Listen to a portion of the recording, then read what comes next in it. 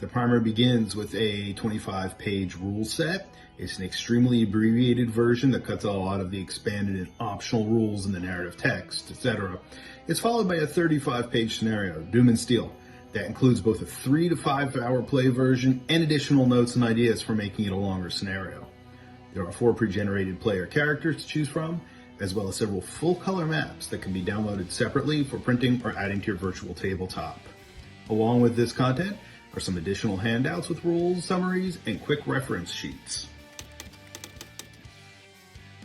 A rich and detailed setting, fast play and heroic sensibilities at the start of your play experience, complexity in decisions and making characters and playing instead of a lot of rules minutia and restrictive artificial constraints. There's a balance. The rolling of multiple dice in a pool makes the players feel epic, but I wanted to create a task resolution system that was easy and fast.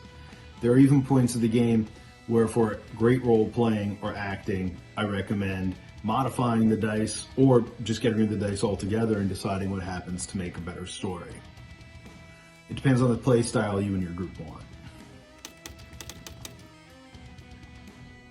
It's a land that heavily references our own ancient world, Iron Age and earlier, and it's reminiscent of a classic sword and sorcery setting like Hyperborea, but it has a fresh look on how culture is treated. It's human-centric and about the human experience in this land saturated with corruptive magic. There's a red giant sun that glares down on the land during the day, 2 moons that hang in the sky at night, and underneath all of that is this tapestry of high adventure and political intrigue. The primer has everything you need to play the game except the dice and your imagination. I suggest a read through of the rules and liberal use of the reference sheets during play. I even still use these when I'm running the game.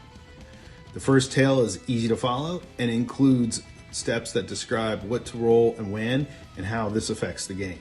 There are many suggestions directly to the overseer, which is the GM of this game, as how to use the environment and the encounters. More experienced players will be happy to see that I have a lot of room open in this scenario, and I give ideas as to how to expand it into a more elaborate event.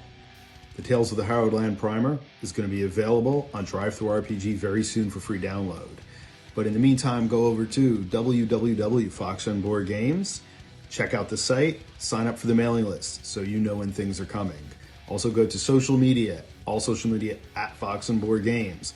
And don't forget, Patreon subscribers are going to get early access to everything. So go to patreon.com/foxonboardgames and take a look there if you'd like to get on the action early. As always, thanks a lot for your support.